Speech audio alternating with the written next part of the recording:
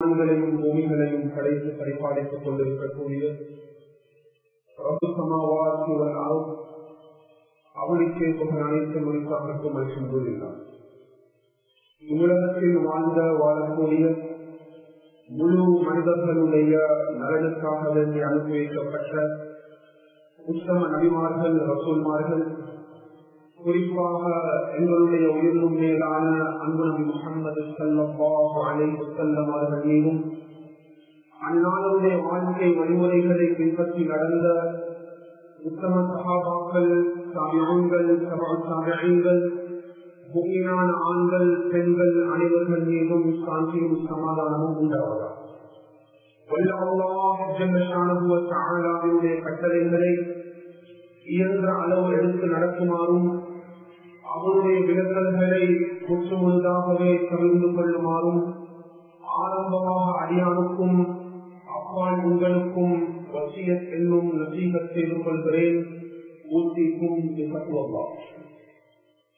கணியத்துக்குரிய கனவான்களே, சகோதரர்களே, ஒரு மனிதனுடைய முழு வாழ்நாட்களையும் அவனுடைய பிறப்புல இருந்து அவனுடைய மரணம் வரைக்கும் அல்லாஹ் தஆலாவுடைய அனைத்து விதமான நிஅமத்துகளுக்கு மத்தியிலையும் அல்லாஹ் தஆலாவுடைய அனைத்து விதமான ஆசீர்வாதங்களுக்கு மத்தியிலையும் அல்லாஹ் தஆலாவுடைய அனைத்து விதமான அருட்கொடைகளுக்கு மத்தியிலையும்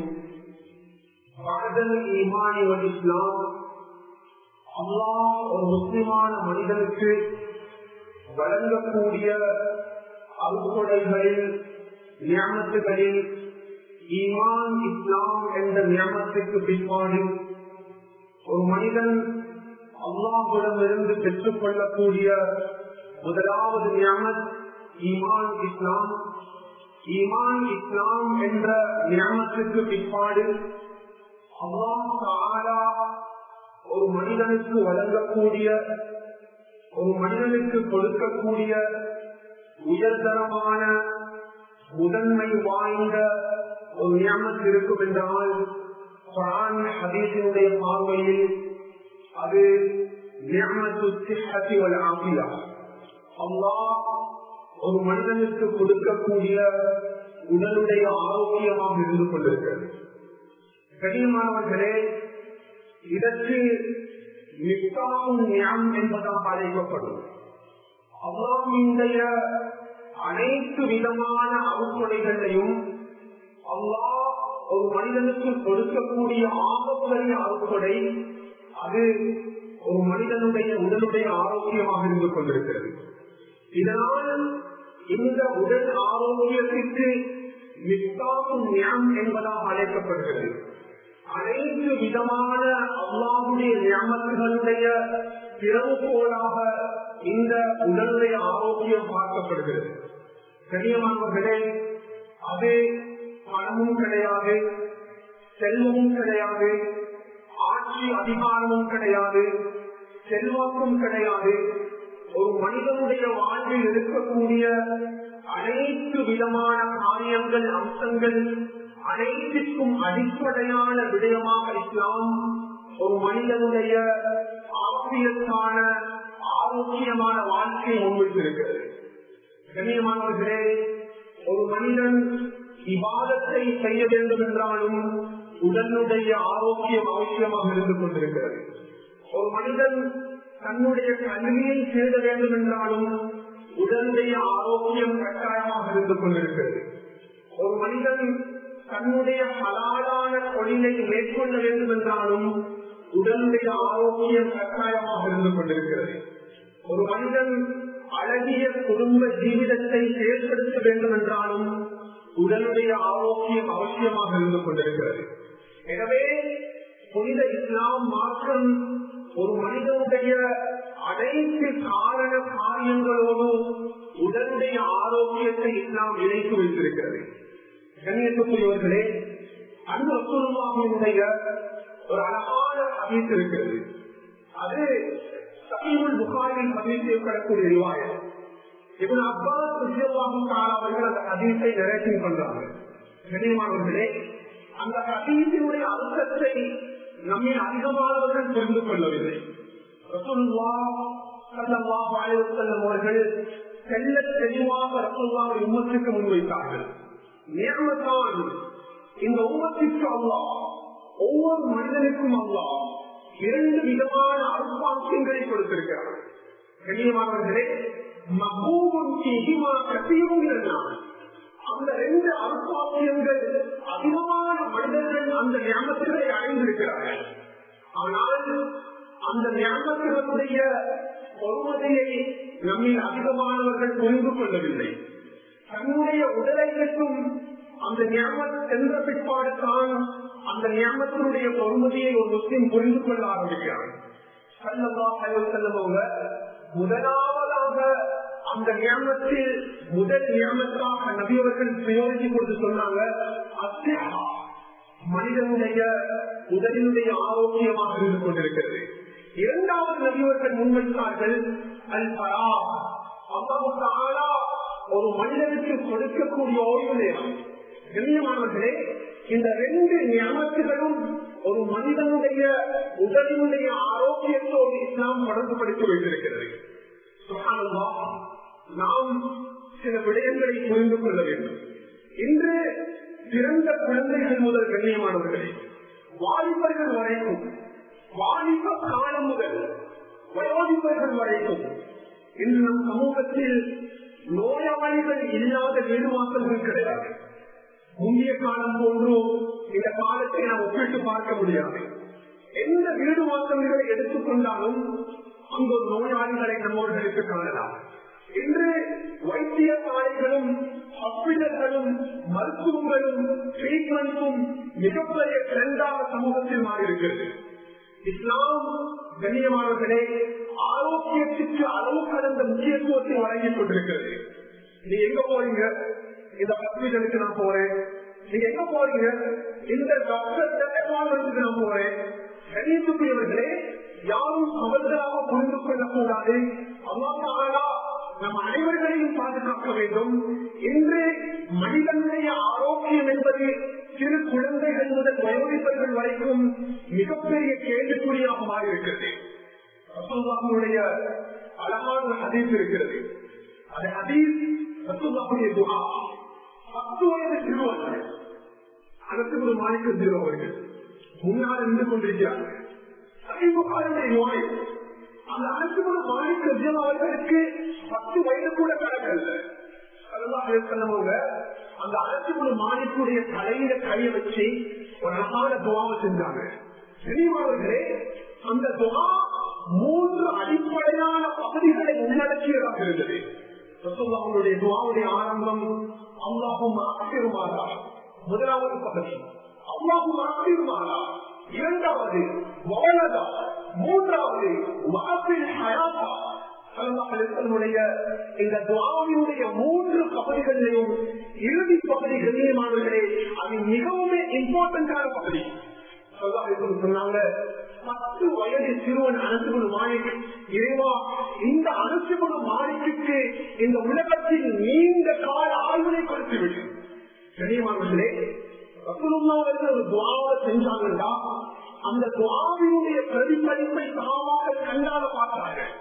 சுப்ஹானல்லாஹ், இஸ்லாமிக் ஹிஸ்டரியில் எங்களுக்கு பார்க்கலாம். அனசுகுணு மாலிக் ரலியல்லாஹுடைய இந்த துஆ எவ்வளவு தன்னுடைய வாழ்க்கையில் பிரதிபலித்தது என்றால், கண்ணியமானவர்களே, ஆசிரியமன் மாசவின் பக்ரா நாட்டில கடைசியாக ஒப்பாசாகின ஒரு சகாபி என்றால் அனசுகுணு மாலிக் ரலியல்லாஹு அவர்கள் 103 வயது கண்ணியமானவர்களே. சுப்ஹானல்லாஹ், இந்த துஆவுக்கு கீழால் தான் அறிஞர்கள் பதிவு செய்வார்கள். 103 வருடங்கள் அனசுகுணு மாலிக் அவர்கள் இந்த உலகத்தில் அவ்வளவு இபாதத்தோடு நல்ல பல கர்மங்கள் உலகத்தில் வாழ்ந்திருக்கிறார்கள். 103 வயது வரைக்கும் உலகத்தில் நீண்ட கால ஆயுளோடு வாழ வேண்டும் என்றால் அவருடைய உடலுடைய ஆரோக்கியம் என்பது கட்டாயமாக இருந்து கொண்டிருக்கிறது. கனிமார்களே, இஸ்லாம் வெறுமனே இபாதத்துகளுக்கு மாத்திரம் முக்கியத்துவம் கொடுக்கக்கூடிய மார்க்கம் அல்ல. இன்று நம்மில் அதிகமானவர்கள் இஸ்லாம் மார்க்கத்தை தவறுதலாக புரிந்திருக்கிறார்கள். ஒரு மனிதன் 5 நிலை கொள்ள வேண்டும் என்றால், அவன் நிறைவேற்ற வேண்டும் என்றால், புகாருடைய கொள்கை அவன் நிறைவேற்ற வேண்டும் என்றால், அவனுடைய உடல் ஆரோக்கியமாக இருக்க வேண்டும். ஒரு மனிதனிடம் செல்வம் இருக்கிறது, கோடீஸ்வரனாக இருக்கிறான், ஆனால் அவன் அந்த ஹஜ்ஜுடைய இபாதத்தை நிறைவேற்றணும் என்றால் உடல்ல ஆரோக்கியம் இருக்கணும். ஹஜ்ஜுடைய இபாதத்தை அவன் நிறைவேற்றுறதுக்கு ஒரு மனிதனிடம் கோடான கோடி பலன்கள் இருக்கிறது, உடலில் ஆரோக்கியம் கிடையாது, உம்ராவுடைய இபாதத்தை அவனுக்கு நிறைவேற்றுவதற்கு முடியாது. கண்ணியமானவர்களே, அந்த ரசூலுல்லாஹ் அவர்களுக்கு எந்த தேவைப்பாடும் கிடையாது. நபியுடைய வாழ்க்கையில ரசூலுல்லாஹ் அவர்கள் தன்னுடைய உம்மத்தினுடைய உடல் ஆரோக்கியத்துடைய விடயத்தில் அளவு கடந்த முக்கியத்துவத்தை நபிகள் முன்வைத்திருக்கிறார்கள். ரசூலுல்லாஹ் அவர்களுக்கு என்ன தேவை? கண்ணியமானவர்களே, ஒரு அழகான துவா இருக்கிறது. அந்த துவாவை நாங்க அந்த மராய் பண்ணி எங்களை உள்ளத்தில் எடுத்துக்கொள்ளணும். இவங்க சொல்லுவாங்க, காலை நேரமும் மாலை நேரமும் ரசூலுல்லாஹ்வுடைய வாழ்க்கையில அபூதாவுடைய ரிவாயத் நம் எத அஹாதி தஅவா நபியவங்க இந்த துஆக்களை விட்டது கிடையாது.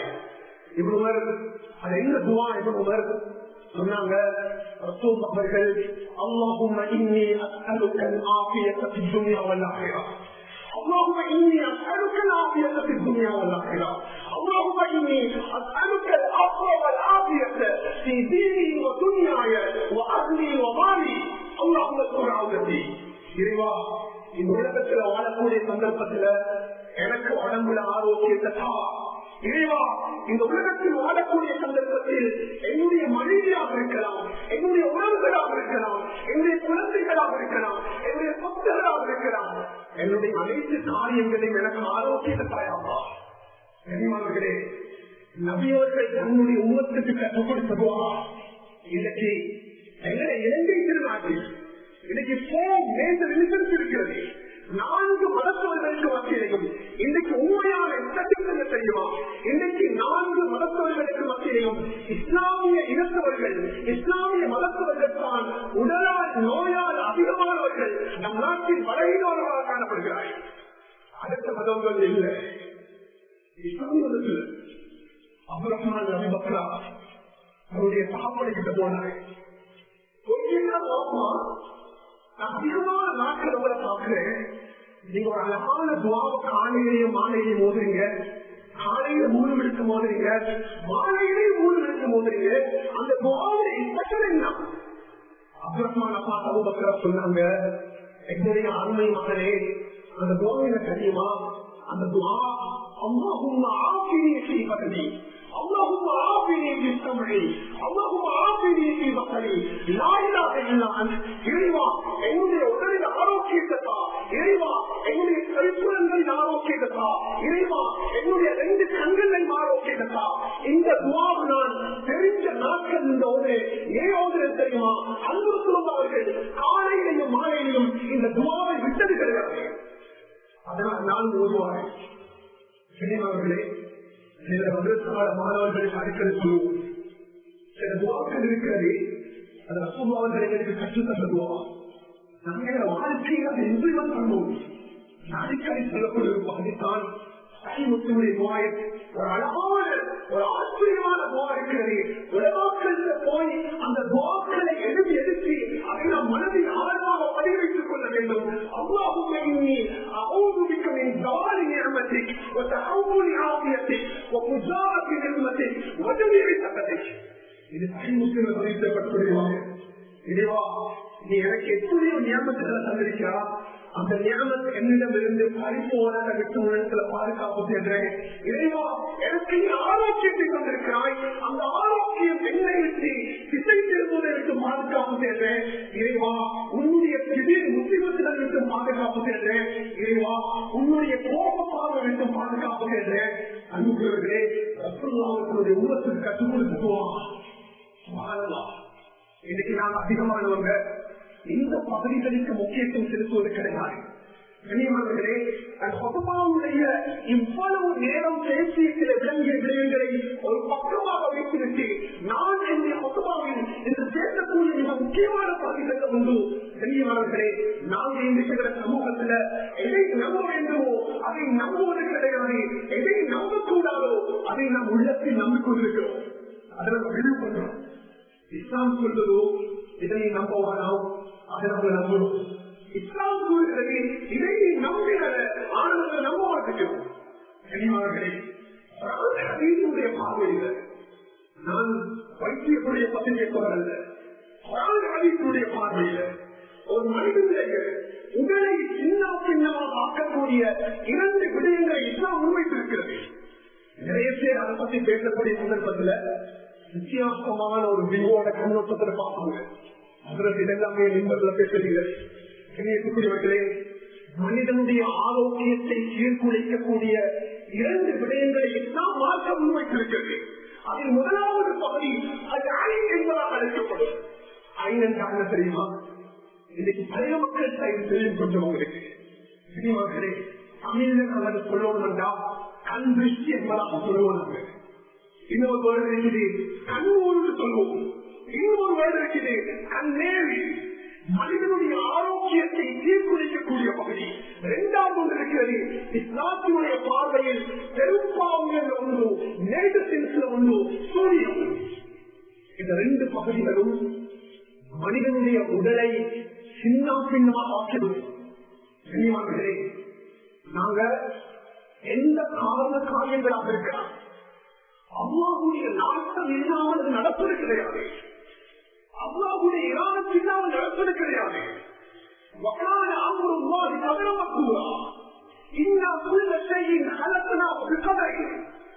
ஆனா சிலவங்க பிசினஸ் ஆரம்பிக்கக்கூடிய சந்தர்ப்பத்தில் ஒருத்தருக்கு முன்னால போயிட்டு நம்ம ஒரு வியாபாரம் ஆரம்பிக்க போறோம், இந்த வியாபாரம் நல்ல நடக்குமான பாருங்க.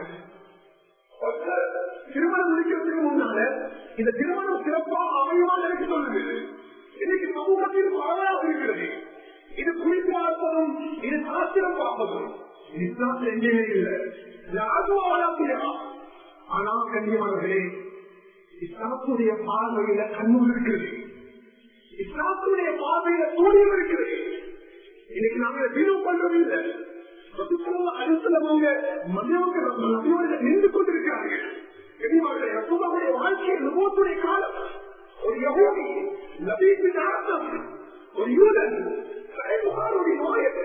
ரசூலுல்லாஹ்வுடைய கலை முடிய இருக்கிறார். ரசூலுல்லாஹ்வுடைய தீர்ப்பினுடைய மக்களை எடுக்கிறார். அதை எடுத்து ஈட்டு மரத்தினுடைய அந்த பாலைக்குள்ள வைத்து 11 உறுப்புகள் போடப்படுகிறது. அந்த அதை எடுத்துக்கொண்டு போய் என்ற கிழக்குள்ள ரசூலுல்லாஹ்வுக்கு கூலியம் செய்யப்படுகிறது.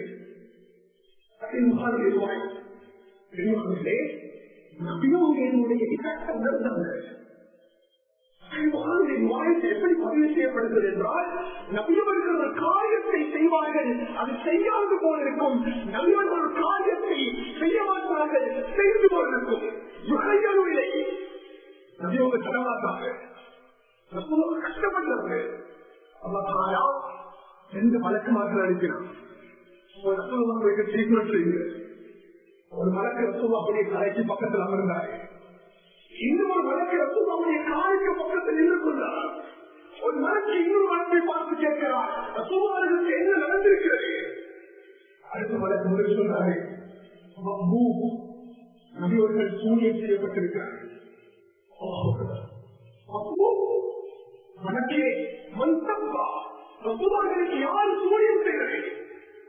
அந்த வழக்கு பதில் கொடுக்கிறாரு, நபீபின் அர்த்தம் என்ற யூதன் எவ்வாறு சூழ்நிலை செய்திருக்கிறார். அந்த தீர்ப்பினுடைய பக்கத்தையும் ரசூலுல்லாஹ்வுடைய தலை முடியை எடுத்து சூழ்நிலை செய்திருக்கிறார். எங்கு சூழ்நிலை வைக்கப்பட்டிருக்கிறது? தூரமான் என்ற இடத்துக்குள்ள வைக்கப்பட்டிருக்கிறது.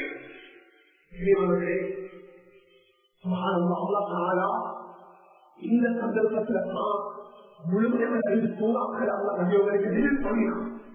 அதில் முதலாவது சூறா சூரத்துல் ஃபலக், 2வது சூறா சூரத்துன் நாஸ். நபியவர்களுக்கு 11 முடிச்சுகள் சூரியம் செய்யப்பட்டிருக்கிறது. இந்த 2 சூறாக்களுடைய ஆயத்துகளுடைய எண்ணிக்கை 11 வசனங்கள். நபியவங்க ஒவ்வொரு வசனமாக ஓத ஆரம்பிக்கிறாங்க.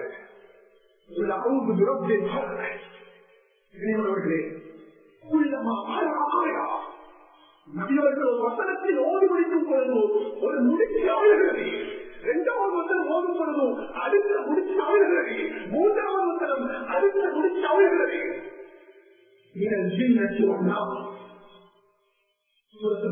கடைசி வசனம் ஓதி முடிச்சாங்க. அவர்களே, ஒரு மனிதனை கையால இறுக்கமாக கட்டி வச்சு அவருடைய கையில அவிழ்த்து விட்டா அவர் எப்படி எழுப்பி வைப்பாரோ இருக்கிறவங்க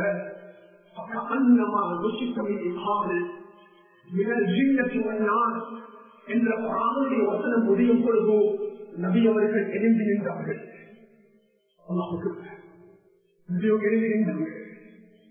அவர்களே, இது இஸ்லாமியத்துடைய மார்க்கத்தினுடைய பார்வையில அது பாதிப்பு இருக்கிறது. இன்னொரு பகுதி, இரண்டாவது பகுதி, இன்று நம்மை படித்த மட்டத்தில் இருக்கக்கூடியவர்கள் இந்த கண்திருஷ்டியை நம்புவது கிடையாது. கண்ணூரா அவ்வாறு ஒரு மாற்றத்தில் கிடையாது. சயின்டிபிக்கல் எழுதியவர்களே இந்த செயல்களை ப்ரூவ் பண்ணலாம். அதனால ஒரு மனிதனுடைய ஒவ்வொரு மனிதனுடைய கண்கள்ல ஒரு மேக்னெட்டிக் பவர் வைத்திருக்கிறார். சில கலைகளை படித்தவர்கள் இருக்கிறார்கள். சில மனிதர்களுடைய உள்ளத்திலிருந்து சில அலைகள் வெளியாகும். ஒரு பெருமூல மேலாக பார்க்க விட்டு அவருடைய அறிவுல இருந்து வரக்கூடிய அந்த வேலைக்கான கண்ணியமானவர்களே, அந்த பெருமூல அவர்களுடைய அவ்வளவு இன்று பதிவு செய்யப்பட்டிருக்கிறது. அதே போன்று கண் திருஷ்டி என்றால் என்ன? எந்த மனிதனுடைய உள்ளத்தில் பொறாமை இருக்கிறதோ, என்னை பார்த்து வந்து பொறாமப்படுறான். அவனை பார்ப்பா அழகான வீடு கட்டிட்டான், அவனை மாறி அழகான வாகனம் ஆக்கிட்டான், அவனை மாறி தன்னுடைய குழந்தைகளை சிறப்பான இடத்தில் திருமணம் பிடித்து கொடுத்து விட்டான், அவனை மாறி அவருடைய குழந்தைகளை சீராக படிக்க வைத்து விட்டான். பொறாம உருவாகுது.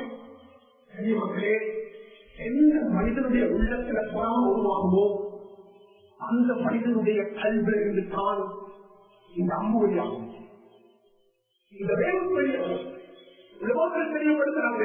ரெண்டு அடிப்படையான காரணம் இருக்கிறது கண்பிடித்து உருவாக்குவதற்கு. முதலாவது காரணம் பொறாமை. அல்லாஹ் ரசூலுல்லாஹ்வுக்கு ஒரு விடயத்தை விட்டு பாதுகாப்பு தேடுமாறு கூறியிருக்கிறார்களா? நபியவர்களே, பொறாமைக்காரர்களுடைய பொறாமை விட்டு நீங்க பாதுகாப்பு தேடுங்க. ஒரு மனிதன் மழையான நன்மைகளை சேர்த்து வைக்கணும். அவன் அடுத்த மனிதனோட பொறாம கொள்ள ஆரம்பிச்சான்டா அவனுடைய நன்மைகளை அந்த பொறாம அழித்து விடுவது. முதலாவது காரணம் பொறாமை. எப்படி அவனுக்கு அது கிடைக்கும்? அது எப்படி சாத்தியமானது? பொறாமையுடைய வெளிப்பாடு அவன் உள்ளத்திலிருந்து இந்த அம்பு வழியாகும். இரண்டாவது நம்முடைய அதேபுடைய பார்வையை பார்க்கலாம். பொறாமை கிடையாது, கண்பிடிச்சு உண்டாவதற்கு அடிப்படையான காரணம் அவன் உள்ளத்தால ஒருத்தர் வாராரு, அழகான ஆடை ஒட்டிக்கு வாராரு. எப்படி ஒரு ஆடை நீங்க அனுபவிக்கிறீங்க என்று சொல்றாரு. உள்ளத்துல பொறாமை இல்லை, உள்ளத்துல கஷ்டத்தை இல்லை, உள்ளத்துல வஞ்சகம் இல்லை. ஒரு வாகனத்தில் இறங்கி வாராரு, ஒரு வாகனம் அழகாக இருக்கிறது, எப்படி வாங்கினீங்க? உள்ளத்துல பொறாமை இல்லை. ஆனா அந்த இடத்துல மசாலான்னு சொல்லல, அந்த இடத்துல பாராட்டான்னு சொல்லல, அந்த இடத்துல அல்ஹம்துலில்லாஹ்னு சொல்லல. நன்றாக புரிந்து கொள்ளுங்கள். எந்த இடத்துல மாஷாஅல்லாஹ் வருமோ, எந்த இடத்துல இன்ஷா அல்லாஹ் வருமோ, எந்த இடத்துல பாரக்கல்லாஹ் வருமோ, அந்த இடத்துல அல்லாஹ்வுடைய பேர் வரக்கூடிய இடத்தில் கண்திருஷ்டி என்பது உண்டாகாது. முதலாவது பொறாமை, இரண்டாவது அடுத்தவனமாக தேங்குகிறது. இந்த ரெண்டு காரணங்கள் எப்போதுமாகுமோ கண்ணியமானவர்களே, அந்த இடத்துல தான் ஒரு மனிதனுடைய கண்திருஷ்டி உருவாகும். சில ஹதீஸ்களை படிக்கும் பொழுது ஆச்சரியமாக இருந்தது. சொல்லுங்க, கண்ணூர் என்பது சத்தியமானது. எங்களுடைய உம்மத்தில அத்தனை யமூத்தின் உம்மத்தி இந்த உம்மத்தில அதிகமான ஒரு மௌத்தியை கொண்டு கண்ணூரான சொல்லுவாங்க. அதிகமான ஒரு மௌத்தாக கண்ணூராக கண்ணூரால் எப்படி அந்த மௌத்தாகிறது? கண்ணூருடைய ஆரம்பமே நோய்தான் கண்ணியமாகிறது. சொன்னாங்க, ஒரு மனிதன் நின்று கொண்டிருப்பான். அவன் நின்று கொண்டிருக்கும் பொழுது அடுத்த மனிதனுடைய கண்ணூர் அவனுடைய உடம்புக்கு பிரதிபலிக்கும். அதோடு நடந்து போறவனாக இருக்கிறான், பக்கத்து வீடாக இருக்கிறான், தாய் தந்தைகளாக இருக்கிறான், கணவன் மனைவியாக இருக்கிறான். முதற்கிலோ கட்டுரை தமிழ் அந்த கண்ணூரான தமிழுக்குள்ள கொண்டு போது சொல்லுவாங்க.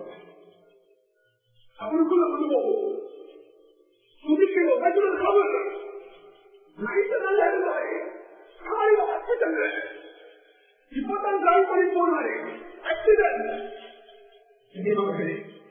நாம் இப்போது இப்படி இருந்து புரியவே இல்லை, இதனுடைய தாக்கத்தை நம்ம புரியவே இல்லை. எனக்கு ஆச்சரியமானவர்களே, ஒரு குரானை வசனத்தை படிக்கும் பொழுதும் ஒரு மனிதனுக்கு அடிக்கணும் என்றா, அவனை காக்கணும் என்றா, அவனை கொலை செய்யணும் என்றா சத்தியத்தில் போகணும், அதை நன்றி தோணும், அல்லது அவனை அடிக்கணும். மற்றவர்களுக்கு இந்த அனைத்து விதமான முயற்சிகள் நடைபெற்றது. ஆனால் சிந்தனை வரக்கூடிய எனக்கு பக்கத்தில் ரசூலுல்லாஹி கொலை செய்யறதுக்கு போட்ட யுக்திகள் தெரியுமா? நபியோட கொலை செய்யணும், கொலை செய்யறதுக்கு பல இடம் இருந்தது, அது ஒன்றும் சக்சஸ் இல்லை. அவங்க யோசிச்சாங்க, இப்படி ஒரு மெத்தத்தை நாங்கள் செஞ்சு பார்ப்போம்.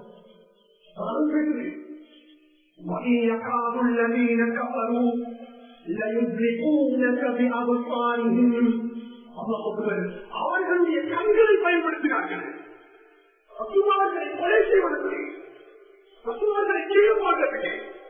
இந்த உடலுக்கு கீழாகத்தான் சொல்றாங்க, முஸ்லிம்களே ரசூலுல்லாஹிக்கு கண்திருஷ்டியால் பாதிப்பு ஏற்படுவதற்கு அவர்கள் சதி செய்திருக்கிறார்கள் என்றால் உங்களை நீங்கள் பாதுகாத்துக் கொள்ளுங்கள்.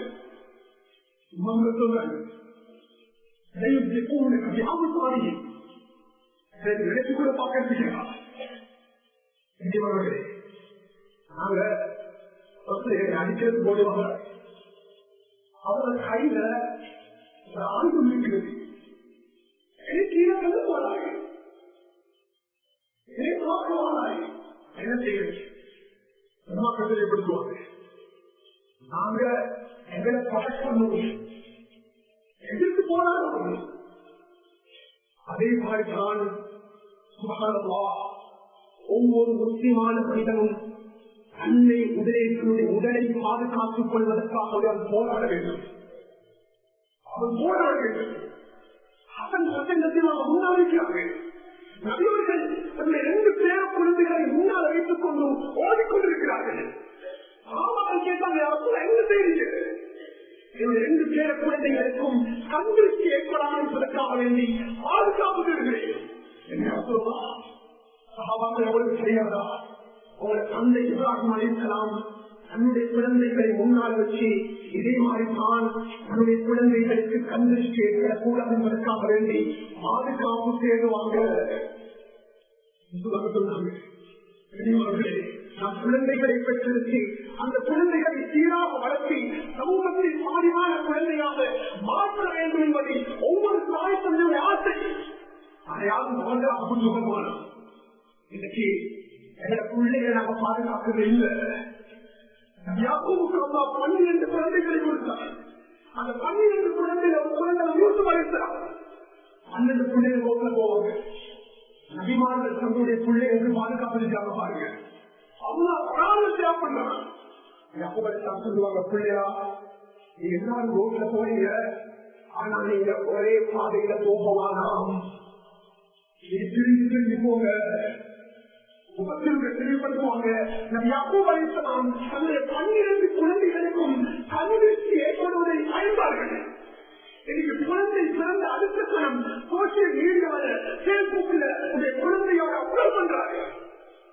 இன்னைக்கு அவர்கள் திருமண புரிச்சனுடைய முதல் மனைவி அவரும் பேஸ்புக்கத்தினுடைய மனைவியோட அப்லோட் பண்றாங்க. அது முகத்தை மறைத்திருக்கிறார். மனைவியை தன்னுடைய முழு மனித சமுதாயத்துக்கு அப்லோட் பண்றாரு. முதல் கட்டமையாக அப்லோட் பண்றாரு. இந்த பிள்ளைக்கு போக போறாரு. அது இந்த வியாபாரம் அல்லது குடும்பத்துல பிரச்சனை தெரியுமாங்களே, நாங்க சொல்லுவோம், இது பாருங்க, மார்க்கக்கூடிய அடிப்படையில் கண்ணூர் என்று ஒன்று இருக்குது, உங்களுக்கு தெரியுமா? அதுல கண்ணூர் என்பது இருக்குதா? அதுக்கு பின்னால் தான் ட்ரீட்மெண்ட் எடுத்தாங்க. அதுக்கு பின்னாடி யோசிக்கிறாங்க. அந்த சோசியல் மீடியாத்திலையும் பேஸ்புக்லையும் வாட்ஸ்அப்லையும் இன்ஸ்டாகிராம்லையும் எங்களுக்காக வேண்டி துவா செய்யக்கூடிய கண்கள் இல்ல. எல்லாரும் எங்களுக்கு துவா செய்யணும். எப்படி மக்கள் உள்ளத்தில் கண்களை வராமல் இருக்கக்கூடிய இருக்கிறார்கள். ஒரு சாதகமான கனவு கண்டா எங்க கனவு கூட நல்ல மக்களுக்கு ஷேர் பண்ணுவோம். நான் வேற சொல்றது எனக்கு கனவு சொன்னதுதா அது எனக்கு பதில் வருது. என் கனவு இஸ்லாம் சொல்லுதோ உன்னுடைய நல்லதான காரியங்களை நீ அழகான முறையில் பாதுகாத்துக் கொள். படிக்கிறதுக்காக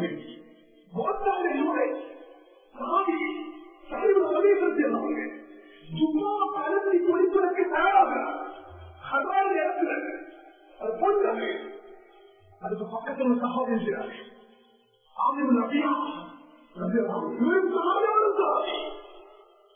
இது ஜுப்பா கழட்டி உடனே சொல்லிட்டு பார்த்து சொன்னாங்க, நீங்க ஸ்மார்ட்டா பேசுறீங்க, உங்களோட அழகாக இருக்கிறது. நாங்க சொல்லுவோம் இல்லையா, எவ்வளவு சேப்பா பேசுறீங்க. இது நோய் சொல்லிப்படுத்தலாங்க. மக்கானா அந்த இடத்துல தமிழ் உடைய கீழே விழுந்தார்கள். எந்த அசையும் கிடையாது. தூக்கிட்டு போனாங்க. அசைவு இருக்கிறது. ஆலோசனை கட்டி கேட்டாங்க, உங்களுக்கு ஏதாவது சந்தேகம் இருக்கிறா?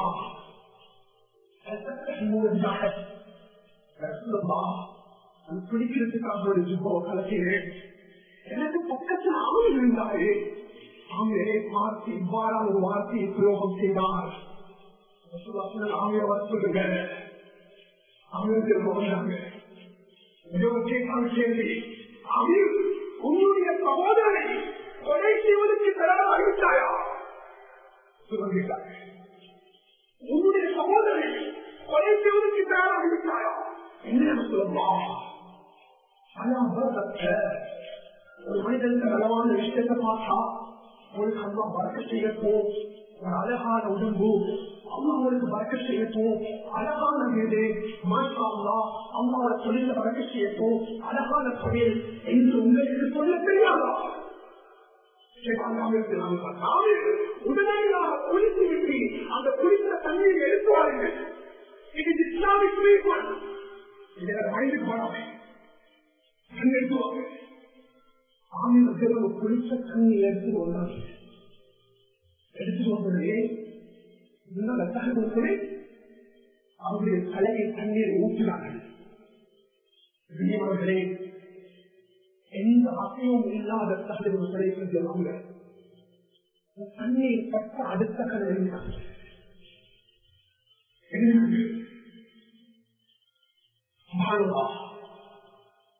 கண்ணோடு கட்டவனுக்குரிய ட்ரீட்மெண்ட் பெஸ்டான ட்ரீட்மெண்ட் இருக்காங்க. ஆரம்ப காலங்களில் பழைய மக்களுக்கு தெரியுமா, அவங்க தண்ணி எடுத்து வருவாங்க. இதெல்லாம் வித்தியாசமான கண்ணோட்டத்தோடு பார்க்கப்படும். எனக்கு தெரியுமா இவரை தான் கண்டுபட்டார்கள். கசூரார்கள் எடாய்போலி தவிர்த்தார்கள். ஆனா கண் திருஷ்டி பட்டா எங்களுக்கு சரியாக என்ன செய்யறது? இன்னைக்கு நிறைய பேர் சொல்லுவாங்க, எனக்கு அடிக்கடி கணவன் இருக்கிறது, என்னுடைய உடல் போவாக இருக்கிறது, என்னுடைய நாடி நரம்புகள் வலிக்கிறது, என்னுடைய உடம்பு போர்வு தனிமை இருக்குது. சொல்லுவாங்க கண்திருஷ்டி பட்டத்துடைய மிகப்பெரிய அடையாளம் அடிக்கடி தலைவலி வரும். தன்னுடைய நாடி நரம்புகள் வலிக்க ஆரம்பிக்கும். போர்வை உணர்வார். எப்பொழுது தன்னுடைய முகம் மந்திரத்தில் இடத்தில் இருக்கும். அவர் தனிமையில் எழுதுவார். கண்திருஷ்டி ஏற்பட்ட அடையாளம் இதுதான் அடையாளம் இல்லை. அவர்களே ஆக பயங்கரமான பகலிதான். இன்றைக்கு நாங்க எந்த விடயத்தை எடுத்தாலும் அடுத்த மக்களுக்கு நல்லா ஷேர் பண்ணிடுறோம். இன்னைக்கு நாங்க இந்த சீசன் எடுத்துக்கொள்ளு. இன்னைக்கு சோசியல் மீடியாவில் அதிகமான மக்கள் சுவரது கிளிப்பு போன்றவங்க எல்லாருமே அப்லோட் அப்லோட் அப்லோட்.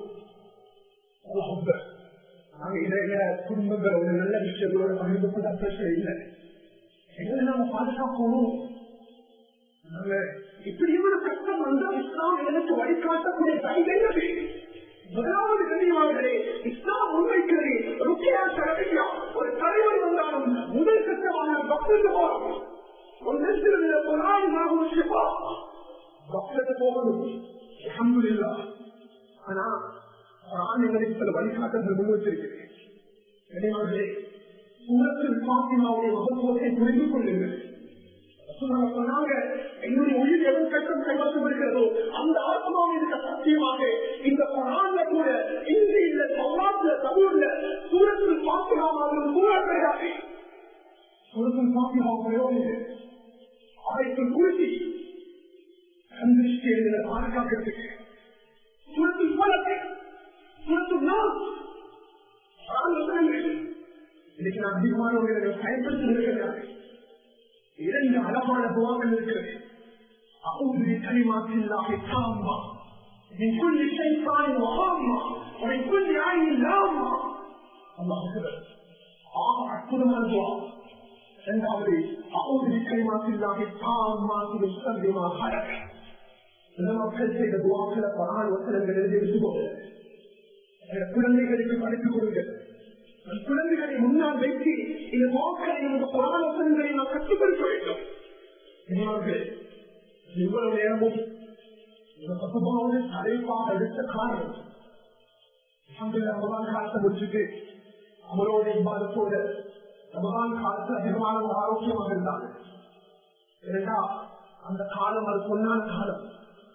ரமதான் காலம் முடிஞ்சதுக்கு பின்னால அதிகமான உங்க மறுபடியும் அவரோட மெடிசின் அவரோட ஹாஸ்பிட்டல் எல்லாருடைய நோயை குணப்படுத்த வேண்டும். நாங்கள் எப்பொழுதும் மாற்றக்கூடிய அடிப்படையில் சில விடயங்களை நாங்கள் யோசிக்கிறோம். இந்த அடிப்படையில் தான் இந்த சந்திருஷ்டி உள்ளது. நாங்கள் எங்களை பாதுகாத்துக் கொள்வதற்குண்டான அந்த வழிகாட்டுதலை இஸ்லாம் எனக்கு முன்வைத்திருக்கிறது. நாம் இந்த பேசியது சுருக்கமான விடயத்தை வாழ்வில் அமல் செய்யக்கூடிய சந்தர்ப்பத்தை அல்லாஹ் கபூல் செய்வார். பாவங்களை மன்னித்து கொள்ளலாம்.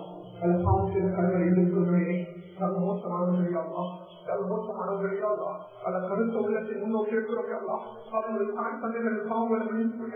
அவர்களை கண்ணியப்படுத்தியாலாம். அவர்களுக்கு நோய்க்கு வாழ்க்கையை நசிவாக்கலாம். அவர்களுக்கு கல்வியில்லாத வாழ்க்கையை கொடுத்திருக்கலாம். அவர்களுக்கு சமூகத்தில் கண்ணியத்தை கொடுத்திருக்கலாம். எங்களுடைய உட்கார்ந்து பாவங்களை மன்னித்திருக்கலாம். போன்றவர்கள் ஆசிரியருடைய பாவங்களை மன்னித்து விடையாளலாம். எங்களுக்கு கல்வியை கற்றுத் தந்துவிடையாளலாம். அவர்களுக்கு நோய்க்கு வாழ்க்கை நசிவாக்கலாம். அவர்களை கண்ணியப்படுத்தி விடையாளலாம். முஸ்லிம் சமுதாயத்தை பாதுகாத்திருக்கலாம். பலஸ்தீன் மக்களை பாதுகாத்திருந்தாங்க. ஆயிரக்கணக்கான குழந்தைகள் மறுத்திருக்கிறார்கள். குழந்தைகள் உங்களுடைய தாய்ப்பாப்பர்களுடைய மரணத்தை கண்ணால பார்க்கிறார்கள். மக்களை பாதுகாத்திருந்தாங்க. பலஸ்தீன் மண்ணை திருப்பி கொடுத்து விடையாளலாம். கால் இருந்த பூமியாளலாம். முதல் கிவலாளலாம். அந்த பூமி அநியாயம் நடக்கிறது. இந்த பூமியில் அவர்களுக்கு இடம் செலுத்தப்படுவது யாரும் இல்லையா? உலக நாடுகள் அவதானித்துக் கொண்டிருக்கிறது. முஸ்லிம்கள் கஷ்டப்பட்டவர்களா? அது மக்களுக்கு விமோசனத்தை கொடுத்திருக்காங்களா? அழகான இவர்கள் வாழ்க்கை அவர்களுக்கு நசிவாக்கிறியாங்களா? எங்களை கவனிச்சு தெரியாங்களா? வாக்களை ஏற்றுக்கொள்ளியாங்களா? அழகான மோசங்களுக்கு தாயாங்களா? சுதூர் வெற்றிகளுக்கு மோச தாயாங்களா? தொழில் வெற்றிகளுக்கு மோச தாயாங்களா? மதியத்தில் மனித வெற்றிகளுக்கு மோச தாயாங்களா? அழகான முறையில் பராமரிப்பு கொண்டிருக்கும் போது மோச தாயாங்களா? இது போல கவனிச்சு தெரியாங்களா? ஒரு